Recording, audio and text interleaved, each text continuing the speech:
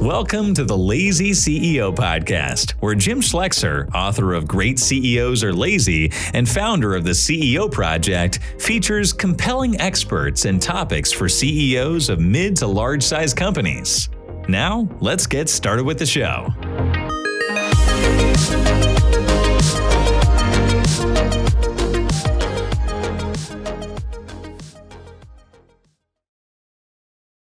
Welcome, everybody, to another Lazy CEO podcast. My name is Jim Schleckser. I am your host, and I am the founder of the CEO Project. Today, we've got a really interesting guest, incredibly diverse experience, a real thinker, globalist, and futurist. I read the bio, and I couldn't get through it all because there's so much here. So there's just a ton to unpack today. We have with us April Rinne. So welcome, April, to the show. I really appreciate it. Thank you, Jim. I'm delighted to be here. We should have some fun. And specifically, April recently published a book called Fluxx, the 8 Superpowers to Thriving in Continuous Change. And I think we're going to spend most of our time kind of talking around that. But given her background and mine, pay attention, because who knows where this is going to go. So why don't you tell us just a little bit about let's start with the environment, right? So your position is like, we're entering, and maybe we always were in an environment of sort of continuous and constant change, which makes a lot of people nervous, makes a lot of people anxious, but yet you're talking about how do you survive and thrive given that environment, which may not be natural to you. So help us think about it. How do we think about the background, and then bring us over to sort of what are some tools we might use, and how might we change our thinking to be comfortable or more comfortable in it? Yeah, great question. And let's dive in. So what's fascinating is that if you think about, here we are in 2023, we go back the last few years, it's like, yeah, flux, world's in flux, future's in flux. We've kind of had a mini crash course in just how much change there can be at any one time and how little of it we control. Mm-hmm. I've actually been tracking these trends for the better part of the past 25 years. And from a lot of different angles, a lot of different perspectives. And I had seen this. I had been increasingly concerned as a futurist that just take the pace of change. It's never been as fast as it is today, and yet it's likely to never again be this slow. But that's always been true. I've seen articles from 1882, and they talk about how fast things are moving, right? That's always been true. Well, and here's the thing, we could debate the rest of this hour, but this notion of, is there actually more change today? Oh. And we could debate that. We don't know. There's always been a lot of change. We know that. What is true is that the average individual is aware of so much more change, including change they don't control. We know in 5 minutes if there's been a natural disaster halfway around the world. Mm-hmm. And we learn thousands of these things every single day.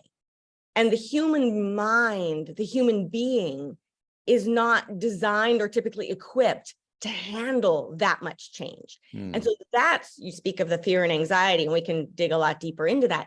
That's where the oh my gosh, what do I do? Oh no, the anxiety, the worry, the getting kind of twisted up, that's where it comes from.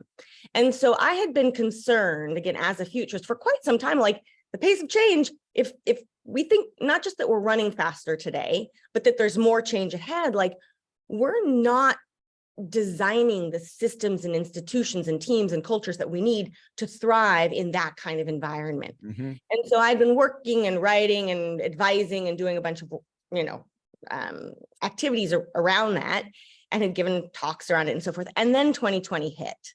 And then it became maybe we need to look more closely at this, because you can think about this personally, professionally. Obviously, today we're looking a lot at organizationally and your leadership style, et cetera. And you can look societally, right? At any of those levels, we have a lot of improvement to do. We have a lot of reckoning, if you will, about how we relate to change. And here we can talk about the difference between, how we manage change versus how we show up for it to begin with. So not just what do we do about change, but who are we when it comes to change? Because that affects whatever we do, whether that's a decision we're going to take, an investment we're going to make, you name it. And so that's kind of the nexus of what Fluxx is about. Okay. And in the book, we talk about the mindsets and the superpowers, which are the practices and skills that you and your teams would want to develop. So that's a little sort of snapshot of where we can head today. So how I mean, I really like your riff there, that it actually isn't an increased rate of change. It's an increased level of awareness due to information technology. That's an interesting thought. I hadn't really thought about that. And that's likely to get, well, worse, depending on how you look at it, right? Not better. Yeah. But then how do I, given so much, so how do I deal with this mass input of, I'm now aware of everything. I'm aware that 4 people died in a fire in Maui yesterday. I'm aware of everything if you read, right? And even if you don't sometimes, how do my little human reptilian brain can't process all of that. How do I get comfortable with it that I might miss something that's important or something that affects me? Or should I just turn off all my media and ignore it and then somebody will let me know if it's important? I mean, how do I get my head wrapped around this?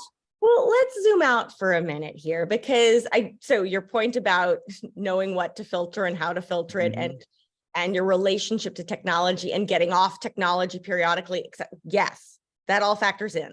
Okay. But that's a couple steps further ahead. I want to ground us today in where all of this kind of begins. Yep. And how again, I want us to shift from what do I do about this change? How do I react? What do I, come back, take a step back, all of us, and say, and I don't want this to sound woo-woo, how do I feel about this change? Because oh yeah, we don't do feelings. Sorry. no feeling. Well, what's funny, and we can come back to this again and again, a lot of this stuff doesn't necessarily show up in a boardroom. Right. It doesn't necessarily show up in a typical leadership conversation. It does now more than it did 5 years ago, but it's still relatively rare.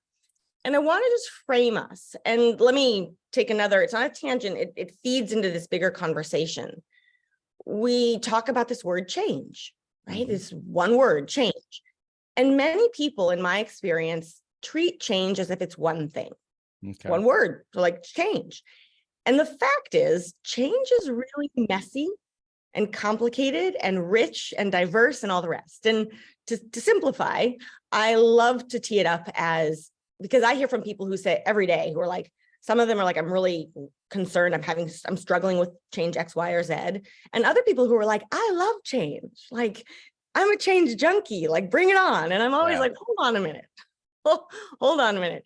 Every human has a complicated and rich relationship to change.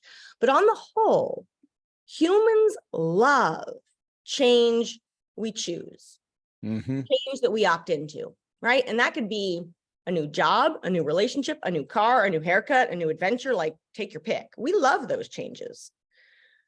The changes we struggle with, and at the heart of Fluxx, are the changes we don't control. Right. So the ones that whipsaw you, blindside you, flip your plans upside down, right? So that's when I like to start, getting back to your question of like, so where do we begin? To get a handle on what are the kinds of changes that you or someone you know or whoever's in question is struggling with. Because at the same time, not just the changes you control and changes you don't, a change that's easy for you might be really hard for me. And a kind of change that's easy for me might be really hard for you. And you put this in a team setting and you have that dynamic, times however big the team is. Right. Beautiful about that is within that team, I can guarantee you, and there's a certain minimum threshold and it's smaller than you'd think. There will be somebody in that team for whom a given change is easy and that change is hard. Right. So as a leader, what do I think? I want to learn from the person from who it's easy. And I want to match those people together. And I want to figure out within our team, how do our relationships to change differ? And what can we learn from one another?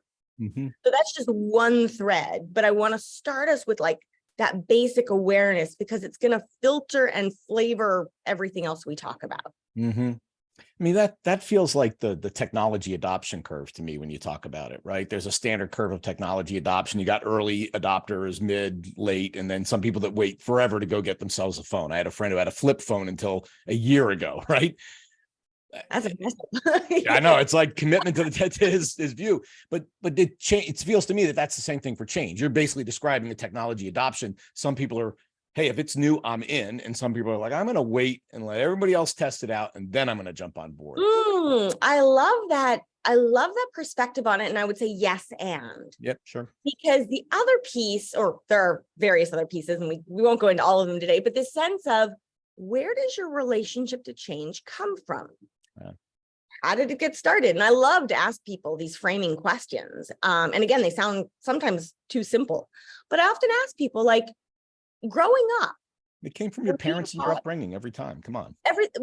And growing up, were you taught to fear change or to embrace it? And I usually weren't directly taught something like what was the unwritten rule in your family, in your school, in your culture, in your environment?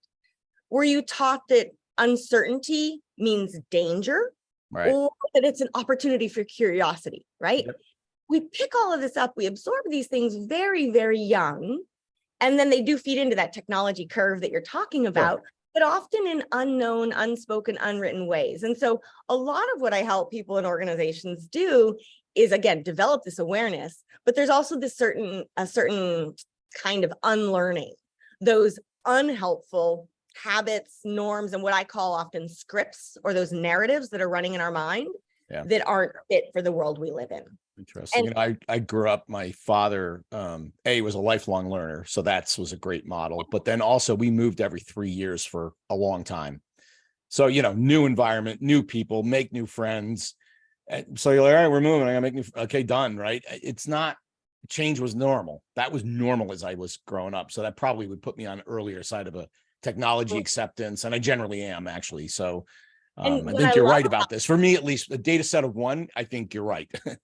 Yeah. Well, and what I will say, I love that you bring this up, because it's not that there's any one experience or factor that outweighs all the others, but moving often as a child, yep, has a profound effect. Now, not always in the same way. If some of those moves were difficult, sure. But the act of doing that, and the act of like shedding a skin and trying on a new place and new friends, and the relationship, the social interaction is massive. So I love that you bring that out. Yep. Interesting. You talk about Flux Mindset, I think in the book particularly. So can you frame that for us? What is the Flux Mindset? And I love the controllable, uncontrollable, but what do you mean when you say those words? Yeah, and it's actually a great segue. So I just gave this, a little snapshot of like changes we love, changes we hate. And a flux mindset, I like to say that, like, it's sort of like my proposed solution. It's not a silver bullet or a holy grail, yep, but a flux mindset is the ability, the state of mind, the mindset that is able to see all change. And here I mean that good and that bad, that expected and that unexpected, but especially that hard change, the change you didn't see coming, the change you just want to go away. It's the ability to see all of it as an opportunity to learn, to grow, and to improve. And so I think of it as your mental muscle for change. And just a quick footnote, a lot of people will ask, well, what's the difference between a flux mindset and a growth mindset, right? A lot of people are familiar with fixed and growth, and they're related, but they're different. And a flux mindset builds on the concept of a growth mindset. But if you look at a growth mindset, which is awesome, Carol Dweck, 40 years ago, fantastic body of work and research. A lot of a growth mindset focuses on how we, particularly children, learn, and how that affects how our brain evolves. And so you want a growth mindset in place, but what a growth mindset doesn't really address is how we navigate the constant, relentless change piece. It's about how we learn, but not how we deal with the uncertainty. And that's where a flux mindset fits in. Got it. You're not just reframing, when my boss used to say, Jim, there are no problems, there's only opportunities for improvement. You're just not reframing that on me, are you? No, I would like to think. No, I mean, I've been, and what's interesting. A little more advanced than that idea. Okay. A little more advanced than that. What's fascinating, and maybe we go into this, maybe we don't, a lot of my work has been informed by looking at how different cultures and peoples around the world think about, talk about, develop language, concepts, rituals, how different people approach change. And so that's where, back to your professor, like not just more advanced, more diverse, really looking, because change is universal. How we deal with it is not. And your culture affects how you see. I love and that. So how do we start to unpack that and learn the way I like to frame it? I mean, no one has figured this out. If we would, you and I would not be having this conversation, all the rest. But there's just so much human wisdom that we are sitting on. But the vast majority of humans, when change hits, when uncertainty strikes, we react based on the cultural silo within which we live. Right. That makes sense. So it's always going to be the lens to which you observe the world, right? Or one of the elements of the lenses to which your lived experience, your culture, that's all going to color your input. Exactly. And that makes total sense. And I'm not criticizing that in the slightest. What's fascinating, though, and you and I were having a small chat earlier, like when you get out in the world and you realize just how many cultures and peoples and ways of living and being there are, you realize that there's a lot we can learn from one another if we can connect these dots. And so a lot of my work is that kind of dot connecting. Yeah, I love international travel because I think it just opens your eyes. I mean, it's like another degree if you spend enough time outside of the US, just seeing how other people do things.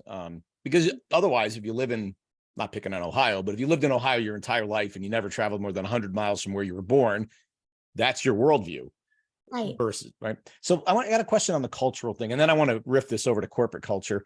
So in your observation of cultures around the world, where do you see either the most healthy or the most flexible or the most appropriate, in your estimation, response to change and dynamicism in the environment? Who really sort of has some of the secrets, you think? Yeah, well, and I'm not, this is always very, for me, it's cultural appreciation. It's celebrating that every single culture has strengths and things that the rest of the world can learn from, and every culture has things that trip them up. And so it's not that I'm answering the question with the question, but what we have to look at is, what kind of change are we talking about? And I'll take one example here because I think it frames this question quite well. Sure. And it's the difference between, do you live in an individualist or a collectivist culture writ large? Yep. Now let's tease this out a little bit, because for many people we think, oh, the West is individualist, the East is collectivist. I'm always like, you can find these things anywhere. Yeah. You can live in an individualist country, but in a collectivist community or neighborhood, vice versa. So keep that piece in mind. But what's fascinating is when you look at individual versus collective, it's the me versus we. And so at the risk of simplifying, when change hits in an individualist culture, the general reaction is, if everyone takes care of themselves, we will be okay. Makes sense. We all need to navigate this change individually, and together we'll be fine. A collectivist culture would say, change hits, we have to figure out what we're going to do. And if we do that, every individual will be okay. Fascinating. Okay. Again, is one better or worse? They're both legit. They both have benefits. What kind of change are we looking at? And this is where, are we looking at a pandemic where we and our collective well-being is at stake? Yep. Or are we looking at something that's more insulated, insular? We need to develop one product. There's been a disruption in our market for this one product, and we need to innovate as fast as we can, right? In that scenario, often individualists, when it's just a race to get as many ideas out there as we can, individualist cultures are often best. When it's something around, we need to protect the health of a community, collectivist is often quite powerful. Again, what are we looking at? And so in that regard, we could geek out on this for quite some time. There are quite a few principles that come from a lot of Eastern philosophies, whether it's Buddhism, whether it's Shintoism. I mean, I've done a lot of work on those kinds of philosophies that are very Flux worthy, I would say. There are also a lot of principles from indigenous wisdom, which you can find everywhere on every continent, that are actually very, very what I like to call fluxy. Flux friendly. Yeah, fluxy. Yeah, fluxiness. It's a fun word to riff on. And I would say that there are certain aspects of Nordic countries. So when we look up at Scandinavia writ large, that are also quite fluxy over time. Interesting.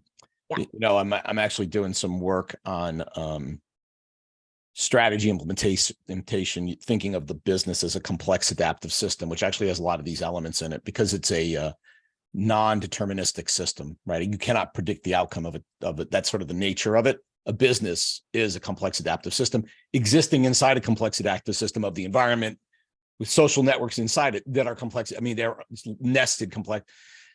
So the question gets to, how do I lead something that's intrinsically not leadable?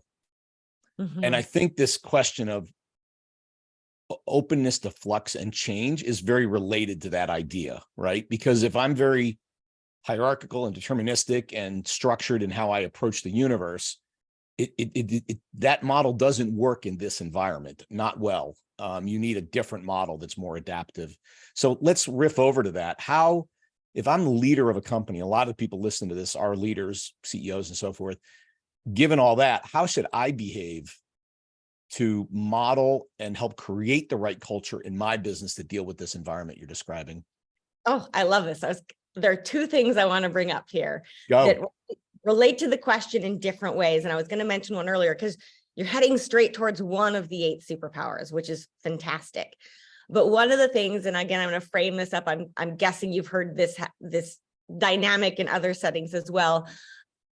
At a very basic level, one of the things that I often hear from leaders around Fluxx is like, we're struggling with change. Yep. What should I tell my team to do? And I'm always like, you need to start with yourself. There you go. Always. Always is like, hold on. The number one piece of advice is, this isn't someone else's problem. Right. This isn't something that someone else, that your team needs to handle. Oftentimes, and again, this isn't criticism, but those with a vested interest in the status quo often fear change the most. That's often leaders, because the system that we're currently in has worked for them to arrive in a leadership role, however they got there, and they don't want that to change. Yep. And so starting with that. But the other piece, and I think this is probably a rich thread to pull on. So we talked about the Flux mindset, and then the Flux mindset is related to these 8 Flux superpowers. And these are the practices and skills and habits and like how to implement this mindset. Yep. And there's one of them that comes up again and again and again. And you hit on it in how you were describing the complex adaptive systems. It's really hard to know what to do when you don't know what to do. The one thing we don't want to have to do when you look at humanity and how to thrive and change, it's really hard to tackle the unknown alone. Yep. Have to do this on your own and have to figure out, and whether that's literal or figurative. And the theme I want to push on, and I think we could have a rich discussion, is trust. And so absolutely. One of the 8 Flux superpowers is start with trust. And that's much more complex, kind of like change. Trust is much more than one word or one thing. But this notion of trusting one another, trusting your team, trusting that the sun will rise tomorrow, trusting that markets will open, trusting whatever. But at the end of the day, often the hardest person for people to trust is themselves. And so I want to offer that up as like, we can take that lots of different directions, but in a world, and I do a lot of speaking about like, in a world that's so uncertain, where do we find certainty? What can we rely on? And what's fascinating is it isn't about next quarter's projections. It isn't about a certain technology. It isn't about anything external. In a world in which there are so many forces and factors that are beyond our control, but that we will have to react and respond to, the kinds of things that we can rely on are the relationships we build and the trust that we deepen. Trust becomes this new kind of certainty. Now, that sounds very strange given how most leaders, like, it's like, wait, what did she just say? But when you think about it, when change hits, the one thing I can rely on, if I have them, are my trusted relationships. It doesn't mean I have the answer, but it does mean I have a brain trust and people who have my back and people who I can really rely on. So I think, your peer groups and whatnot are related to that, but like trust. And not just the trust from the brain, it's the trust from the heart. We can talk about that as well. Cognitive trust, emotional trust, etc. But Right. I offer that as a jumping off point. Well, I've looked at that in a couple different ways. One, I did some work on effectiveness of global virtual teams. Mm-hmm. Turns out trust and relationships is actually one of the dominant elements in successfully achieving their objectives. Without trust, you're just not going anywhere. Another one is renewal. I've studied renewal rates in subscription-based businesses, and it's not the technical matter that predicts it. It's the relationship that you generate, all the soft stuff, the trust, and there's a lot of markers for that in those. Yeah. So we all think about the hard technical matter, but yet trust and relationship actually drives the outcome. Even in the strategy work I'm doing now, the ability to engage the informal network and the power flows that exist in that is actually as important as almost anything else you do in terms of predicting the outcome of successfully implementing a strategy. So I'm fully aligned with what you're saying about trust. Love this. And let's dig a little deeper because I love this. This is terrific, Jim. So back, I alluded to it, this idea of like, what is trust? And we have changes we love and changes we hate, but we also have, and I bring this up because it comes up often in my conversations with leadership groups, like teams, where I mentioned this whole, head versus heart, and it's a simple framework. It's not the only one. I like it a lot because it makes sense and it's easy to explain. So cognitive trust is cognitive and trust is emotional. Cognitive trust means trusting that someone will do what they say they will. Yep. You'll show up on time, do high quality work. But that's part of it. Right. That's absolutely part of it. Emotional trust, on the other hand, means trusting that people care about and will look out for one another. Right. That's more character, culture, psychological safety, right? That's where that's the humanness. Now, what's fascinating, you want both. You need to understand how they're different. But when I work with, for example, an organization that's struggling with trust, oftentimes organizationally, they focus on the cognitive piece. Right.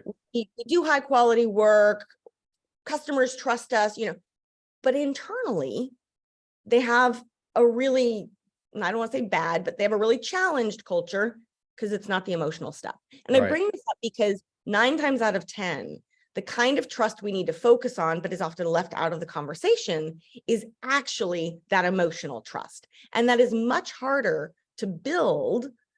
It takes longer. It's not going to show up in KPIs. And yet that, when you're talking about the relationships, when you're talking about like what sustains and what gets people to stay at a company when the wheels are falling off, or what to stay when it's that emotional piece, that sense that my colleagues, my team, the people we serve, we've got each other's backs. Yep. That's different than we'll deliver your product on time. Yeah, it feels like, we're building I'm going to say it's a trigger word, but safe space for you to deal with the change because people have got your back. I mean, I don't want to overuse the word, but I think as a leader though, and that's really because we're all want to know, okay, great. How do I do it? Right. I think part of the problem as a leader is an awful lot of us suffer from imposter syndrome. You always think leaders are super confident. We show up, we got the suit, we got, she knows what she's doing. She's amazing. But inside there's the little worm saying you're fake. You don't know what you're doing. You don't belong here. So we have confidence issues as leaders. I know that. And the problem is, I think when we're trying to generate trust, part of what we have to do is be human and vulnerable. Right. And admit mistakes and own them to show, look, I am a human just like you. I happen to have this job. You happen to have that job. We're all going to screw up and we're all going to figure it out together. Like that vulnerability is a big part of building trust in my estimation. And it's hard as heck to do. 1000%. It is about vulnerability and it takes courage. Yes. To be vulnerable. And what I love is, this is a Brene Brown thing, but the heart of the word courage comes from the root of the English word courage comes from the French word cœur, which means heart. Yeah. And knowing, it's interesting. And I mean, I've worked in a range of settings where this sense of like, but if I'm vulnerable, then I won't look strong and then I'm not a leader. And right. What I love, I'm taking us, it's not a different direction, it's related. But I want us, like, if you look at the leadership qualities that a world in flux needs, and you look at survey data and you look at what's out there. What's fascinating, the number one leadership quality needed today is comfort with ambiguity, tolerance for uncertainty, an ability to not know and be okay with that. And that doesn't mean giving up or, sort of shirking responsibilities. That means acknowledging that you don't have all the answers, no one has all the answers, and that alone takes vulnerability. And what's lovely though, when you can be vulnerable, and it doesn't mean you can be vulnerable in a way and still own your work and own that you belong in that position, that not that you know what to do, but that you've surrounded yourself with the best people to move forward, which again brings up trust. That's what will get people inspired and excited and all the rest. But it's a fine line. I think for so long we've been taught that leaders are supposed to be strong and almost like, I don't want to say bulletproof, but like watertight and like have all the answers. Nothing could be further from the truth today. And yet to get from here to there, we're in that messy transition, which is also very fluxy. Well, all of our models are old style models. And we go, well, I remember him, and they were amazing. But it actually made me, as you were talking, make me think about the Myers-Briggs test. And the last letter is judging and perceiving, right? Judging meaning closure, definitiveness, answer. P meaning a little open-ended. I'm okay with ambiguity. It feels like you're defining a shift of our leaders should move from less J and a little more P in their styles, if they can do that. I love that I just had a conversation earlier this week about judgers and perceivers. And yes, and I don't think a world in flux, nothing is binary. Right. And so I do the element of judging. I don't want to say it's not bad. I'm not ruling it out at all. It's a different way of reading the tea leaves. The perception and the ability to sort of, and here we're looking more like as a futurist, like what are the weak signals we need to detect? What are the patterns we need to really start focusing on? Because they look different in the past. And that's a lot of perception. But then there comes a moment where you do know what you need to do. And I love the concept of lazy, right? It's not, you can be very active being passive. Correct. Active passivity. That is the perception makes the judging and the decision making much easier. It does need to happen from time to time. Sure. But the perception, that becomes a much bigger filter that we need to kind of prioritize. Interesting. Well, we need to teach our CEOs to play in the mud for a little while longer, right? Just go play in the mud and it's going to work out, right? It's okay. Play in the mud, get lost, playing in the mud is good for so many things too. I think we need a better connection to the earth and all the rest, but there are a lot of very simple practices, simple activities that get us out of our own way, that get us out of these multiple skins and layers that we often are carrying around like baggage that aren't actually serving us that well for today's world. Phenomenal. Well, April, this was just fabulous, as I predicted. And before we got on air, April and I were going at it. We got to stop, or we're going to do the whole thing. So this was, as predicted, just fabulous fun. If people want more of you, they want to engage with you, or maybe have you come and speak or consult, or just get to pick your brain, how would they get a hold of you? Yeah, for sure. So I'm easy to find. No one else has my name, which is lovely. And so my website is aprilrinne.com, and that's RINNE. And then for all things Flux related, I also have fluxmindset.com, and that's more information about the superpowers and so forth. But those two sites, feel free to reach out. Thank you so much. And your book, we can buy it everywhere? Yep, everywhere. Everywhere, all of the major retailers in the US, and it's also out in 10 foreign languages. So back to the global piece. It's available lots of places around the world as well. There you go. And so you're a futurist. Mm-hmm. And I think the lottery's up over $1 billion. So I need numbers. No. The running joke, they're like, I still occasionally get questions around like crystal balls and tarot cards. I'm like, no, I'm not into any, I mean, interesting stuff to dabble in.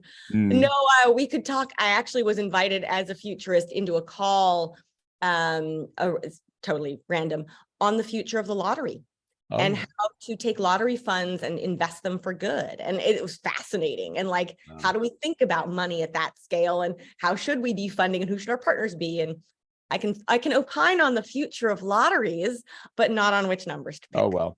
Well, hey, April, this was super great. I really appreciate your time, and look forward to maybe seeing you around and maybe working with you in the future. Thank you. Absolutely. Thank you so much. Thank you. Bye-bye. This podcast is brought to you by the CEO Project. At the CEO Project, we work with CEOs to help them grow their business. And our members represent billions of dollars of revenue and profit.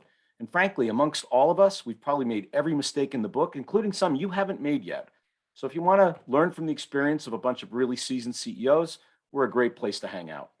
In this podcast, what you're going to hear are some of those ideas, concepts, and things that are just going to help you on your journey. If you want to find out more, reach out to us at theceoproject.com, or you can contact me personally at jim@theceoproject.com. Happy listening.